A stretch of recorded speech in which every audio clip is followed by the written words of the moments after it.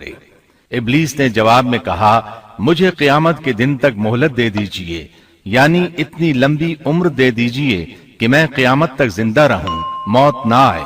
اللہ نے فرمایا تجھے مہلت دے دی گئی لیکن ایک وقت مقررہ تک، اور جب شیطان اس طرف سے مطمئن ہو گیا کہ اسے مہلت مل گئی تب اس نے کہا چونکہ تو نے مجھے گمراہ کر دیا ہے اس وجہ سے میں قسم کھاتا ہوں کہ میں انسانوں کی گمراہی کے لیے تیرے سیدھے راستے پر بیٹھ جاؤں گا، پھر ان کے آگے سے، ان کے پیچھے سے، ان کے دائیں سے، ان کے بائیں سے، ان کے پاس آؤں گا، اور آپ ان میں سے اکثر لوگوں کو شکر گزار نہیں پائیں گے۔ اللہ تعالیٰ نے شیطان کا رد کرتے ہوئے فرمایا یہاں سے ذلیل و خوار ہو کر نکل جا، ان میں سے جو شخص بھی تیرا حکم مانے گا میں ایسے تمام گمراہوں سے جہنم کو بھر دوں گا، جو انسان بھی تیرا پیروکار بنے گا وہ جہنم کا مستحق اور حقدار ٹھہرے گا۔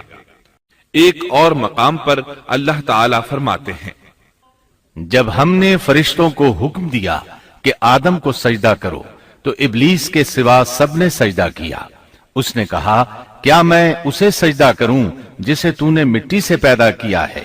اچھا دیکھ لے، اسے تو نے مجھ پر فضیلت دی ہے، اگر مجھے بھی تو نے قیامت تک ڈھیل دی تو میں سوائے چند لوگوں کے اس کی اولاد کو گمراہ کروں گا۔ اس پر اللہ نے فرمایا جا، ان میں سے جو بھی تیرا فرمانبردار ہو جائے گا تو تم سب کی سزا جہنم ہے جو پورا پورا بدلہ ہے۔ ان میں سے تو جسے بھی اپنی آواز کے ساتھ بہکا سکتا ہے بہکا لے، اور ان پر اپنے سوار اور پیادے چڑھا لا، یعنی اپنے گھڑ سوار لشکر اور پیدل لشکر کو چڑھا کر لے آ، اور اپنا ہر داؤ، ہر ترکیب اور ہر اسلحہ استعمال کر لے، اور ان کے مالوں اور اولاد میں بھی شرکت کر لے، اور تو انہیں دل بہلانے والے وعدے دے لے، یعنی ان کے برے اعمال بنا سنوار کر انہیں دکھا اور غلط خواہشات دلا، جنت، دوزخ اور دوبارہ زندہ نہ ہونے کے وعدے دے، اور ان سے شیطان کے جتنے بھی وعدے ہوتے ہیں سب کے سب سراسر فریب ہیں۔ یقیناً میرے سچے بندوں پر تیرا کوئی قابو اور غلبہ نہیں ہوگا، تیرا رب کارسازی کرنے والا کافی ہے۔ اسی طرح بہت سی آیات میں پہلی معصیت الہی کا ذکر کیا گیا ہے۔ سب سے پہلا نافرمان ابلیس ملعون تھا، وہ خبیث اللہ کے سامنے تکبر اور عناد سے بھرپور جواب دیتا رہا، اسی وجہ سے اللہ نے اسے کافر کا لقب دیا۔ کافر اسے کہتے ہیں جو نعمت کا انکار کرے۔ اللہ نے اس پر اتنا فضل و کرم اور انعام و احسان کیا کہ بلند ترین مرتبے تک پہنچا دیا، لیکن اس نے اللہ کی اس نعمت کی قدر نہ کی، پرواہ نہ کی اور کفر کا راستہ اختیار کیا۔ سب سے پہلا گناہ تکبر تھا، اسی لیے علماء کرام فرماتے ہیں تمام گناہوں کی جڑ تکبر اور غرور ہے۔ نبی اکرم صلی اللہ علیہ وسلم نے اپنی امت کو تکبر نہ کرنے کا سختی سے حکم فرمایا، اس کی برائی، وبال اور ہلاکت سے آگاہ فرمایا۔ آپ نے فرمایا اللہ اس شخص کی طرف رحمت سے دیکھے گا بھی نہیں جس نے تکبر کی بنا پر کپڑا ٹخنوں سے نیچے لٹکایا۔ اس کے علاوہ نبی صلی اللہ علیہ وسلم نے تو مطلقاً فرما دیا وہ شخص جنت میں داخل ہونے کے قابل نہیں جس کے دل میں ذرہ برابر بھی تکبر ہے۔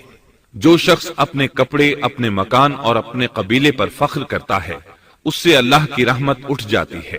اسی لیے نبی صلی اللہ علیہ وسلم نے جب اپنے صحابہ کرام کو دیکھا کہ مہاجر صحابی انصار صحابہ کے خلاف اور انصاری صحابی مہاجرین صحابہ کے خلاف آواز لگا رہے ہیں تو آپ نے فرمایا اس جاہلیت والی پکار کو چھوڑو، یہ بہت بدبودار ہے۔ برادری کی بنیاد پر لڑنا، باہم فخر کرنا برے نتائج کا ذریعہ ہے۔ گناہوں کی بنیاد بھی تکبر ہے، اس لیے ہر مومن کو چاہیے کہ اپنے نوکر، خادم، ملازم یا کسی بھی مسکین پر کبھی بھی فخر و غرور کا اظہار نہ کرے، کیونکہ یہی اللہ کی سب سے پہلی نافرمانی وجود میں آئی تھی۔ تکبر کا یہ ذکر ضمناً آ گیا۔ ہم پھر اپنے موضوع کی طرف لوٹتے ہیں۔ اللہ نے آدم علیہ السلام کو پیدا کیا اور انہیں عالم بنا کر ہی تخلیق کیا، یعنی جب وہ پیدا ہوئے تو جاہل نہیں تھے۔ اللہ نے آدم علیہ السلام کو فرشتوں سے بھی بڑا عالم بنا کر پیدا فرمایا۔ بے شمار احادیث میں آدم علیہ السلام کی ابتدا اور ان کے علم کا ذکر موجود ہے۔ جب اللہ نے آدم میں مکمل روح ڈال دی اور وہ اپنے پاؤں پر کھڑے ہو گئے تو اللہ نے انہیں حکم دیا، جاؤ فرشتوں کی جماعت کو السلام علیکم کہو۔ آدم اور فرشتوں کی زبان عربی تھی، یہی زبان اہل جنت کی ہے۔ آدم گئے، جا کر سلام کہا، انہوں نے جواب میں کہا وعلیکم السلام ورحمت اللہ، یعنی تجھ پر اللہ کی سلامتی اور رحمت ہو۔ اللہ نے فرمایا یہ تیرا اور تیری اولاد کا آپس میں ایک دوسرے کو تحفہ اور ہدیہ ہے۔ اللہ نے آدم علیہ السلام کو ابتدا ہی میں تمام نام سکھا دیے۔ مفسرین نے ان ناموں کے بارے میں بہت بحثیں ذکر کی ہیں۔ مضبوط موقف سیدنا عبداللہ بن عباس رضی اللہ عنہما کا ہے کہ اللہ نے آدم علیہ السلام کو ہر چیز کا نام سکھا دیا تھا۔ مثلا یہ پہاڑ ہے، یہ سمندر ہے، یہ پرندہ ہے، یہ درخت ہے وغیرہ۔ وہ آسمان اور زمین کی ہر چیز کا نام جانتے تھے۔ یہ علم کیسا تھا، انسان نے کس طرح ہر چیز کا نام پہچان لیا۔ یقیناً اللہ انسان میں یہ طاقت پیدا کر سکتا ہے کہ وہ ہر علم کا احاطہ کر سکے۔ اللہ نے آدم علیہ السلام کو ہر چیز کا نام اور اس کی صنعت اور کام بھی معلوم کرا دیا۔ آگ، لوہے، لکڑی، غرض ہر چیز کا نام اور استعمال ذہن میں ڈال دیا۔ وہ کس قدر عظیم علم سے بہرور ہوئے، سبحان اللہ۔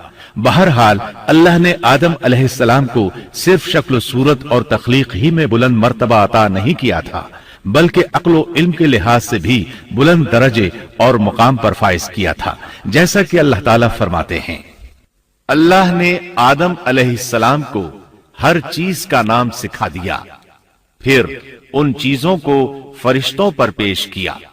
مجھے ان چیزوں کے نام بتاؤ اگر تم سچے ہو۔ مطلب یہ کہ تم اپنے دعوے میں کہاں تک سچے ہو؟ جب آدم کی تخلیق ہوئی تو تم نے کہا تھا اللہ جو چاہے پیدا کر لے، قسم ہے وہ ہم سے زیادہ معزز اور عالم نہیں ہوگا۔ اس دعوے میں اگر تم سچے ہو تو ذرا ان اشیاء کے نام تو بتاؤ۔ اللہ تعالیٰ نے آدم علیہ السلام کا زیادہ معزز ہونا، مکرم ہونا اور علم و معرفت والا ہونا واضح کرنے کے لیے فرشتوں کو حکم دیا کہ آدم علیہ السلام کو سجدہ کریں۔ یہ سجدہ تعظیمی تھا، عبادت والا سجدہ نہیں تھا۔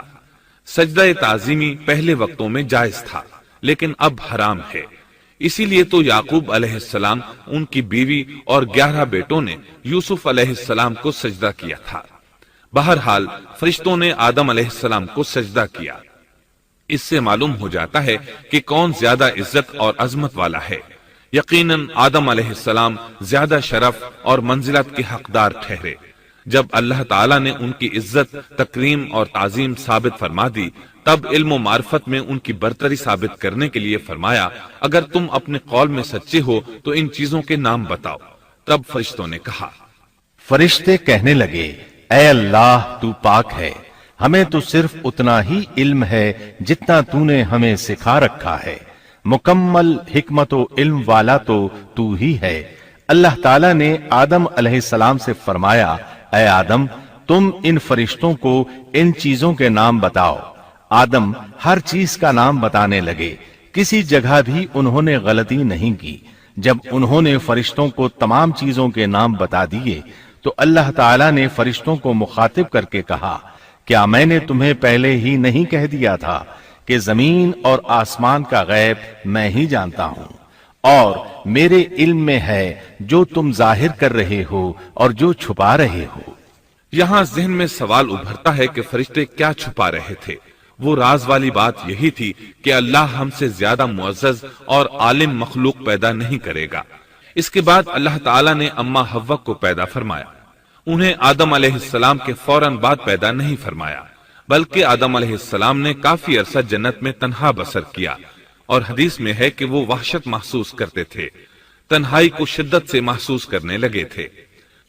آخر کار ایک روز جب وہ سو رہے تھے تو اللہ تعالیٰ نے ان کی بائیں پسلی سے اما حوا علیہ السلام کو پیدا فرمایا اور آدم علیہ السلام کا ہم سفر بنا دیا۔ اللہ فرماتے ہیں اے لوگو اپنے اس پروردگار سے ڈر جاؤ جس نے تم سب کو ایک ہی جان سے پیدا کر ڈالا، اور اس جان یعنی آدم علیہ السلام سے ان کی بیوی کو پیدا کیا۔ آدم علیہ السلام کے وجود ہی سے حوا کا وجود بنایا گیا، وہ کوئی الگ مخلوق نہیں تھی۔ جب آدم علیہ السلام بیدار ہوئے تو انہوں نے اپنے قریب ایک عورت کو بیٹھے دیکھا۔ پوچھنے لگے تم کون ہو؟ حوا علیہ السلام نے کہا عورت۔ آدم علیہ السلام نے پھر پوچھا تجھے کس لیے پیدا کیا گیا ہے؟ وہ بولی آپ کے لیے، تاکہ آپ مجھ سے سکون اور انس حاصل کریں۔ جب فرشتوں نے آدم علیہ السلام کو ایک عورت سے باتیں کرتے دیکھا تو کہنے لگے اب ایک اور نئی مخلوق پیدا کی گئی ہے۔